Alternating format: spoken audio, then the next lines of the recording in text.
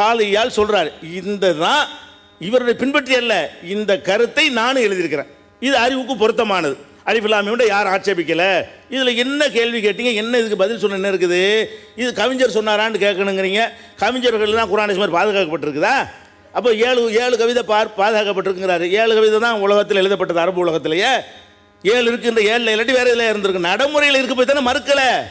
இல்லாட்டி அன்றைக்கி புலகாக்கள் மறுத்திருப்பான குர்ஆனை ஒழிச்சு கட்டுருக்குன்னு கர்வம் கொண்டு இருக்க, அதே ஒரு லட்சியமாக கொண்டு இருந்தானே.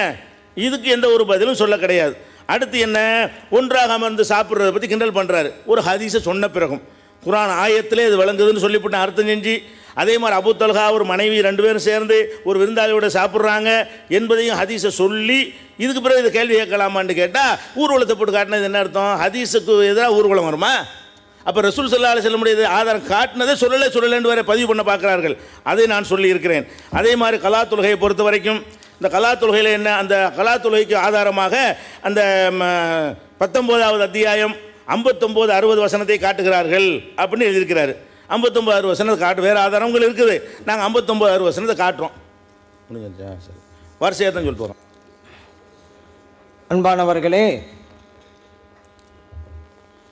ஜலாலைனை ஆதாரமாக காட்டாங்க. நான் ஏற்கனவே சொன்னேன், குர்ஆன் ஹதீஸ் பெற ஆதாரம் தாங்கண்டா இல்லைன்னு சொன்னோடனே உங்கள் இமாம் அப்படி சொல்லியிருக்காங்களே, அந்த இமாம் அப்படி சொல்லியிருக்கிறாங்களே. இப்போ காலியால் விஷயம் அப்படி தான். அவங்க அந்த காலத்து இலக்கியவாதிகளுடைய மரபு அப்படின்னாங்க. அப்போ அந்த காலத்துக்காரனுடைய கவிதைகள் இன்றைக்கி இருக்கிறதுல இந்த மரபை காணாமல் அப்படின்னு கேட்டால் இன்னும் எங்கள் கருத்தை காலியால் தான் சொன்னார். அப்போ காலியால் மதபா? நீங்கள் எந்த மதபில் இருக்கிறீங்க? ஒரு விஷயத்தை இங்கே சொன்னால் உங்கள்கிட்ட தான் ஆதாரம் கேட்போம். காலியால் எங்கிட்ட சொன்னால் அவர்கிட்ட கேட்போம்.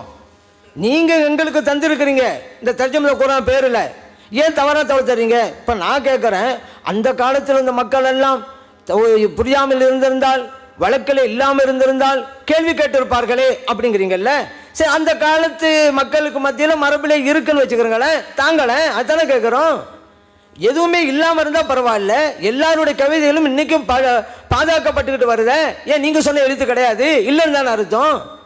மக்கள் ஏற்றுக்கொண்டது 1000 காரணம். ஒரு நபி என்று ஒப்புக்கொண்டு விட்டால் அவங்க என்ன சொன்னால் நம்பணும். அறிவுக்கு பொருந்தா இல்லைன்னு அங்கே பார்க்கக்கூடாது. குர்ஆனில் எத்தனை வசனங்களையும் பார்க்கலாம். முஅஜிசாக்கள் இருக்குது, கராமத்தில் இருக்குது, இதெல்லாம் நம்ப மாட்டாங்க. ஆனால் ஏற்றுக்கொள்வாங்க, நபி சொல்லிட்டாங்கன்னு சொல்லி.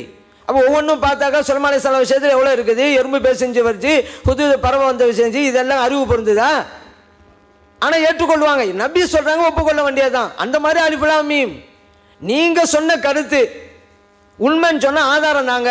கவிதைகள்லாம் இருக்குதுல்ல, ஏன் அது இல்லை? காதியார் சொல்லிவிடான்னு சொல்லி தப்பிச்சுட்டு போயிட்டு இருக்கிறீங்க. நாங்கள் கேட்ட கல்வி காதியால் படி சொன்னாருங்கிறது பதிலாயிருமா? நீங்கள் எழுதி தரணும், இல்லைன்னா அந்த வாசகத்தை எடுக்கணும்.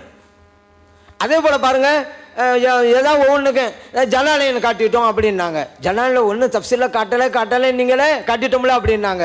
ஆனால் ஜலாலையில் அவங்க கருத்துக்கு ஆதாரம் வளர்க்குறத காமிச்சு விட்டு ஜலாலை காட்டிட்டோம் அப்படிங்கிறாங்க. இது பொருந்துதா? அவங்க தப்சீரில் தவறு இருக்கிறத காட்டணுன்றல்லவா நிலைப்பாடில் இருக்குது. அப்போ ஜலாலில் இருக்குது, அது எழுதில் தவறுன்னு தான் காட்டினீங்களா? அப்போ பிரச்சனை இல்லை, உங்கள் கருத்து முரண்டு வந்துடும். இல்லை, உங்கள் கருத்து ஆதாரமாக தான் இதை காட்டினீங்க அப்படின்னு சொன்னால் சரின்ட்டு வந்துடும். சரின்ட்டு சொன்னால் நீங்கள் தப்சீலில் காட்டலை, நீங்களே காட்டிட்டோம் அப்படிங்கிறீங்க, நாங்கள் தவறையில் காட்ட சொன்னோம். அப்போ என்ன ஒரு அமைப்பில் நீங்கள் பதில் சொல்லிக்கிட்டீங்க? அரிசில் மட்டும் இல்லைன்னு சொன்னீங்க. அரிசியில் இல்லைன்னு நாங்கள் எப்போ சொன்னோமா?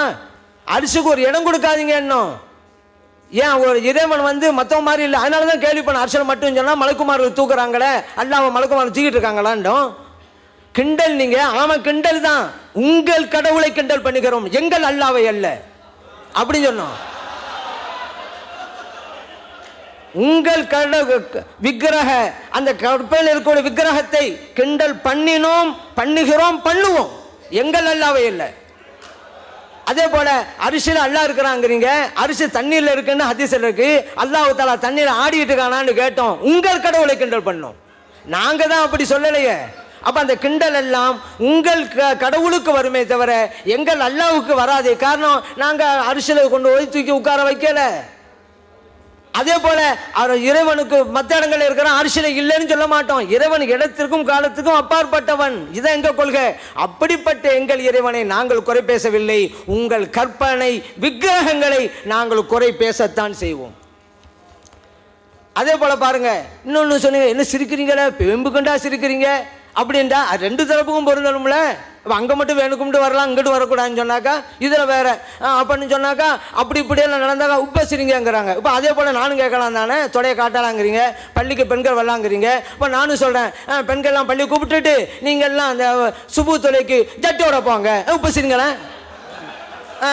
சரிங்க. அதே போல்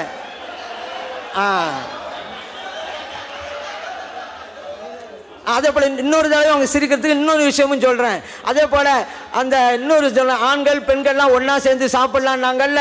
அப்போ எல்லா மனைவி அவங்கெல்லாம் அடுத்த மனைவி எல்லாம் உட்காந்து பக்கம் சாப்பிட்லாம், ஜட்டியையும் போட்டுக்கிட்டு சாப்பிட்லாம். இன்னொரு தான் சிரிக்கட்டும். அப்போ பிரச்சனையே கிடையாதுங்க. அதே போல் பாருங்கள், இப்போ மஸ்ஸுல் குர்ஆன் அப்படிங்கிறது வருது. அதனால நாங்கள் என்ன சொன்னாலும் சரிதான், அது ஹதீஸில் இருக்கிறது அப்படிங்கிறத நம்ம சொல்லுவோம். அதுக்காக வேண்டி கேலி கிண்டல் வரும் பொழுது எல்லாருக்கும் பொதுவானதான், யாரும் சிரிக்கத்தான் செய்வாங்க. அதுக்காக வேண்டி சிரிப்பு ஒரு பக்கம் மட்டும்தான் இருக்கு, இன்னொரு பக்கம் இருக்கக்கூடாதா? அதே போல் இந்த விருந்தாளி விஷயத்தை சொன்னாங்க. ஒரு வந்தாங்க, ஒரு விருந்தாளி இருந்தாங்க, விளக்கு அழைச்சிட்டாங்க, இருட்டில் இருந்தாங்கண்டு. ஆனால் அவங்க என்ன சொல்லுவாங்க, இது பண்பாட்டுக்கு முரணாக இருந்தால் அந்த ஹதீஸை நாங்கள் ஏற்றுக்கொள்ள மாட்டோம். எப்படி அந்நிய ஆணை வச்சுக்கிட்டு ஒரு தன் மனைவியை விளக்கு அணைச்சி உட்காந்துருந்தாங்க, உங்களுடைய பண்பாட்டுக்கு எதிரானதாச்சு, அந்த ஹதீஸ் எப்படி ஆதாரமாக காமிச்சிக்கிட்டே இருக்கிறீங்க? நீங்கள் தான் சொல்லிட்டீங்கல்ல, சரியான ஹதீஸாக இருந்தாலும் குர்ஆனுக்கு முரணாக இருந்தால் அது ஏற்றுக்கொள்ள மாட்டோம், பண்பாட்டை பாதுகாக்கணும் அப்படின்னீங்கல்ல. அந்நியான உட்கார வச்சுக்கிட்டு ஒரு தன்னோட மனைவியும் பக்கத்தில் வச்சுக்கிட்டு ஒரு வணக்கம் அளிக்கிறாரு, இது பண்பாடா? உங்களுடைய அகராதி பெறாரு அதையும் ஏற்றுக்கொள்ளக்கூடாதுங்க. எப்படிங்க நீங்கள் ஆதாரமாக்கிறீங்க? அப்போ இதில் ஒரு நிலை இல்லாமல் ஆகி போச்சா? இப்படி ஒவ்வொரு விஷயத்திலும் பதில் அப்படிங்கிற பேரில் சம்மந்தம் இல்லாமல் சொல்கிறாங்க. ஆனால் எத்தனையோ மார்க்கத்துக்கு முரணான இதெல்லாம் சொல்லுவாங்க. இப்போ தீபாவளி பொருள் சாப்பிடலாமா? அவன் சாப்பிடலாம் அவங்கள்ட்ட. ஆனால் ஃபாத்தியாவும் சாப்பிடக்கூடாது. தீபாவளி பொங்கல் அது சாப்பிடலாம். இப்போ பாருங்கள், ஒரு நாள் கேள்வி கேட்குறாங்க, தீபாவளிக்கு பூஜை செய்த உணவுகளை உண்ணக்கூடாது, ஆனால் மாற்று மதத்தவர்கள் நாங்கள் செய்யும் அனைத்து பொருட்களையும் படைக்கவில்லை, நாங்கள் எல்லாத்தையும் கொண்டு போய் பூஜை செய்ய மாட்டோம், கொஞ்சம் தான், அது சாப்பிடலாமா? இவங்க சொல்கிறாங்க, நீங்கள் எதை வச்சிங்களோ அது சாப்பிடக்கூடாது, சாமிக்கு படைக்கப்பட்ட பொருட்களை சாப்பிடுவதற்கு தான் தடை, ஆனால் தீபாவளிக்காக மற்ற சமைச்சிருக்கிறதுல அதெல்லாம் சாப்பிடலாம். இது தீபாவளிக்கு. ஆனால் நீங்கள் ஃபாத்தியான்னு வச்சுக்கிறங்க. சரி, ஒரு நாள் ஃபாத்தியாவுன்னு சமைச்சாங்க, கொஞ்சோண்டு எடுத்து வச்சாங்க, குர்ஆன் ஓதுனாங்க, துவா ஓதுனாங்க, அந்த தட்டை மட்டும் தான் சாப்பிடக்கூடாது, ஆனால் தேக்ஷாவில் இருக்குதுல்ல அதை சாப்பிடலாம் அப்படின்னு சொல்லியிருந்தா எவ்வளோ தேவை? அங்கே குர்ஆன் ஓதுனாங்களா, அது தட்டில் இருந்தாலும் சரிதான், சட்டியில் இருந்தாலும் சாப்பிடாத, தீபாவளியா அது சாப்பிட்டுக்க. இது இது அதே போல் பாருங்கள், இவங்க இன்னொன்று விஷயம் என்ன எழுதுனான்னு கேட்டால், கோயில்களுக்கு போகலாம் அப்படின்ட்டு ஒன்று எழுதியிருக்கிறாங்க. முஸ்லீம் அல்லாதவர்களின் வீடுகளில் சிலைகளோ இன்ன பிற உருவங்களோ இருந்தால் அங்கே நுழைவது தவறில்லை. வீட்டுக்குள்ளே ஒரு வீட்டுக்கு போகிறோம், அங்கே சிலை இருந்தால் பிரச்சனை இல்லை. அதுக்கு அடுத்து சொல்கிறாங்க, அவர்களின் வழிபாட்டு தலங்களை பார்வையிடுவதும் தவறல்ல. தர்காவுக்கு போகாதீங்க, கோயிலுக்கு போங்க, இது அவங்களுடைய கொள்கை. அதே போல் பாருங்கள், இப்போ ஒரு பொருள் தவறான வழியில் வந்தாக்கா அது கூடாது. பொதுவாகவே தவறான முறையில் ஒரு பொருள் வந்தால் அது ஹராம் தானே. நம்ம மார்க்கத்தில் வட்டி கொடுக்கறதும் ஹராம், வட்டி வாங்குவதும் ஹராம். இவங்க ஒரு புது ஃபத்வா, எல்லாத்தையும் புது ஃபத்வா உண்டாக்குன மாதிரி இங்கே ஒரு புது ஃபத்வா கொண்டு வந்துட்டாங்க. என்னன்னு தெரியுமா? நீங்கள் வட்டிக்கு பணம் வாங்கினா நீங்கள் பணம் கொடுக்குறீங்கல்ல, அதுதான் கூடாது. நீங்கள் வாங்கினீங்கல்ல அது ஜாயிஸ், சாப்பிட்டுக்கிறங்க. ஏங்க, வட்டிக்கு பணம் கொடுப்பது ஹராம் என்றால் அந்த ஹராமின் மூலம் வந்த பணமும் ஹராம் தானே. சாதாரண உள்ளவங்க புரிய முடியுமே? அது விளக்குறீங்க, கொடுக்குற ஹராம் நீ வாங்கினதுன்னு சொன்னால் தவறான வழியா இல்லையா? வட்டிக்கு பணம் கொடுத்து பணத்தை வாங்குறது தவறான வழியா நல்ல வழியா? தவறான வழிண்டா வாங்கணும் கூடாது தானே சொல்கிறாங்க. ஆனால் அதே சமயம் வட்டிக்கு கடன் வாங்கிய ஒருவரது பிரார்த்தனை அங்கீகரிக்கப்படாது என்று மார்க்கம் கூறவில்லை. ஏனென்றால் வட்டி வாங்கி உண்பவர்தான் ஹராமான உணவை உட்கொள்கிறார். வட்டி ஒரு பணத்தை கொடுத்து வட்டி வாங்கினா அது ஹராமா? நீங்கள் வட்டி கொடுத்துட்டு பணத்தை வாங்கியிருந்தா அது ஹலாலு அப்படிங்கிறாங்க. ஏன்னா இப்படி பல விஷயங்கள் இருக்குது. இதுவெல்லாம் என்ன மார்க்கமா? மார்க்கங்கிற பேரில் என்னென்னலாம் எழுதி வச்சுருக்கிறாங்க. ஆனால் இவங்க என்ன சொல்கிறாங்க, அது தப்பு இது தப்புங்கிறாங்க. அவங்க எழுதுனதில் நம்ம பழைய இதை நம்ம பாயிண்ட்டுகள் வச்சுக்கிட்டே இருக்கிறோம். அலிஃப்லாம்னாங்க, காலியாலும் பதிலாக ஆகாதுங்க. நீங்கள் எழுதுனீங்க, முந்தின அரபி இலக்கியவாதிகள் மத்தியில் அந்த வழக்கு இருந்துச்சுண்டு அந்த கவிதையெல்லாம் இன்றைக்கி இருக்குது. நீங்கள் சொல்கிறது ஆரம்பத்தில் அப்படி இருந்தால் குராமை இருந்தால் அது ஆதாரம் தாங்க, இல்லைன்னா அதை எடுத்துடணும். காதியார் சொன்னார் அப்படின்னு சொல்லலாம் நீங்கள் தப்பிச்சு போய்கிட்டே இருக்க முடியாதுங்க. அதே போல் 7 வசனங்கள்ங்கிற விஷயத்தில் சொன்னோம். அல்லாஹ் தஆலா அறிவுக்கு மாற்றமாக சொல்லிட்டான். அர் ரஹ்மான் ரஹீம் இருக்குது, மாலிக் யௌமித்தீன் இருக்குது. அதெல்லாம் வாசகம் இல்லை, வாசகமாக இருந்தால் தான் அறிவுபூர்வமானதுங்கிறீங்க. அப்போ அல்லாஹ் தஆலா மாற்றமாக சொல்லிட்டானா அப்படின்னு கேள்வி வச்சோம். அதுக்கு இன்னும் அவங்க பதில் சொல்லலைங்க. அதே போல் விவாகரத்து விஷயம், பெண்களுக்கு தலா கொடுக்க உரிமை, ஏன்னா அப்படி தான் கொண்டு வர்றாங்க. மறுபடியும் வாசிக்கலைன்னு சொல்லுவாங்க. நான் வாசிக்க நின்று வாசிக்கிறேன். விவாகரத்து செய்யும் உரிமை ஆண்களுக்கு இருப்பது போல் பெண்களுக்கும் இஸ்லாத்தில் உண்டு எழுதிவிட்டீங்கல்ல, அதுக்கு தான் கேட்குறோம். பின்னால் ஒரு ஹதீஸை வச்சுங்கல்ல, அந்த ஹதீஸில் பெண்களுக்கு உரிமை இருக்கு எங்கே இருக்குது? அந்த ஹதீஸ் நேரத்தில் சொல்லிட்டோம். சாபித்துன கைசு ரலியல்லாஹு அவனுடைய சம்பவத்தை தெளிவாக சொல்லி தான் கேட்டோம். இப்போ இதுக்கு பதில் இல்லை. அவனு என்ன அர்த்தம்? ஆதாரம் இல்லை, தவறாக செஞ்சுட்டாங்க. அதனால தான் சொல்கிறோம், தவறாகவும் புரியாமலும் இருக்கிற நீங்கள் ஏன் தஃப்சீர் செய்கிறீர்கள்? ஏன் இல்லாத கருத்தை சொல்கிறீர்கள்? உங்களுடைய தஃப்சீர் விளக்கம் கேட்டால் நீங்கள் எனக்கு விளக்கம் தானே என்னென்ன கேட்குறீங்க? நீங்கள் எழுதுனது நான் விளக்கம் கேட்குறேன். நீங்கள் என்ன நீங்களே சொல்லுங்கள் விளக்கங்கிறீங்க. இதுவா முறை? அப்போ விளக்கம் தெரியாமல் நீங்கள் எழுதிட்டீங்களா? போன விவாதம் அப்படி தான் சொன்னீங்க, எங்களை சிறுக்கு வாதிங்க இல்லைன்றோம். இல்லைங்கும்போது நீங்கள் வாதத்தை வைங்க. நீங்கள் என்ன இது நாங்கள் இல்லைங்கிறது நாங்கள் வைக்கணுமா? அது போன வாதத்தை சொன்னீங்க, இப்போ அப்படி தான் சொல்றீங்க. நீங்கள் எழுத தொப்பரேட்டா சொல்லுங்கள். சகோதரர்களே, இந்த அலிஃபுலாம் மீம் என்பதற்கு காலு இயால் என்பவர் சொன்னதை நான் எடுத்து காட்டினது சொல்லிட்டே சொன்னேன். இதை வச்சு நாங்கள் எழுதலை. அந்த அதில் இருக்குது, ரிப்பீட் பண்ணி பார்த்துக்கொள்ளலாம். அந்த காரணம் சொல்கிறார்ல, அது அறிவுபூர்வமாக இருக்குது. நாங்களே பொறுப்பேற்று தான் எழுதியிருக்கிறோம். என்ன காரணம்? இப்படி ஒரு நடைமுறை இல்லாட்டி காபிர்கள் மறுத்திருப்பார்கள்ங்கிறோம். அவர் என்ன பதில் சொல்கிறாரு? அல்லாஹ் ரசூல் நபி சொன்னால் நம்ப வேண்டிய, அது மூமினுக்கு உள்ளதில்ல. நபி சொன்னால் நம்பணுங்கிறது மூமினுக்குள்ள மேட்டர் இல்லைங்க. காபிர் எப்படி நம்புவான்? குரகான்றதுக்கெல்லாம் அவன் தேடிக்கிட்டு இருக்கிறான். அவன் நம்பி ஆட்சேபனை பண்ணாமல் இருந்ததிலிருந்த அவனுக்கு தெரிந்த நடைமுறை என்று எங்களுடைய அறிவு சொல்கிறது. பொறுப்பேற்று தான் எழுதியிருக்கிறோம். காலியால் ஆதாரமாக காட்டலை, எங்களுடைய அறிவு சொல்வதுதான் ஆதாரம். இப்போ கேள்வியை கேட்டபோது அவற்றையும் சேர்த்து கேட்டுக்கிறேன், அடிஷனல் சேர்த்துருக்குறோம். அது மாதிரி விவாகரத்து சம்மந்தமாக பாருங்க, எவ்வளோ பெரிய ஒரு இதில் இருந்தால் கேள்வி கேட்குறாரு.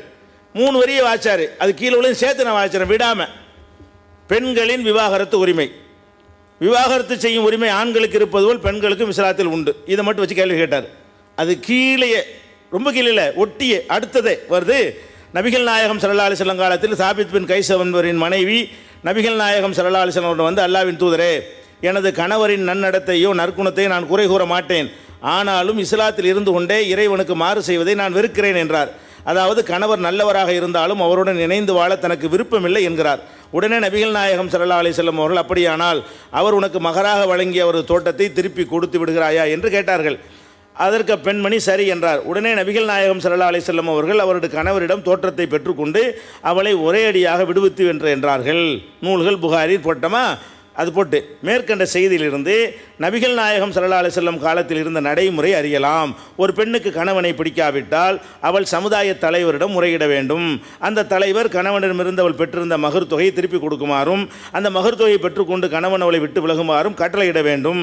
திருமணத்தை ரத்து செய்ய வேண்டும் என்பதை இச்செய்தியிலிருந்து அறியலாம். பெண்கள் தாமாக விவாகரத்து ஒப்பந்தத்தை முறித்து விடாமல் தலைவர் முன்னிலையில் முறையிடுவது அவசியம். இவ்வளவு தெளிவாக எழுதியிருக்கிறோம். பொம்பளைகளுக்கு விவாகரத்து உரிமை இருக்குன்னு எழுதிட்டாருங்கிறாங்க. ஒரு 3 வரியை வச்சுக்கிட்டு அது கீழே வரிசையாவது விடுபட்டு வேற ஒரு இடத்துல இருந்தால் பரவாயில்லை. அதை மட்டும் எடுத்தால் எவ்வளோ பெரிய இதான் மதுஹபில் அந்த அது இப்னு சாக்கிர் மாதிரி உள்ளது. இப்னு சாக்கிரில் இருட்டடிப்பு செஞ்ச ஆளுகளுக்கு இதெல்லாம் ஒரு பெரிய விஷயம் கிடையாது. அடுத்து காலியால் விஷயத்தையும் சொல்லியாச்சு. அதுக்கடுத்து என்னென்னு கேட்டால், அபூத்தல்ஹாவுடைய ஹதீஸ் உங்களுக்கு தான் கலாச்சாரத்துக்கு ஒத்துக்கிறாட்டி ஏற்றுக்கிற மாட்டீங்களேங்கிறாரு. அப்படிலாம் எங்கள் நிலைப்பாடு கிடையாத. குரானுக்கு மாற்றமாக தான் ஏற்றுக்கிற மாட்டோம். இது ஏதாவது குரான் வசனத்துக்கு மாற்றம்னு காட்டினா ஏற்றுக்கிறதா மாட்டோம். குரான் வசனத்துக்கு மாற்றம் இல்லாதனால நாங்கள் என்ன செய்கிறோம், குரான் வசனத்து விளக்கமாக இருக்கிறது.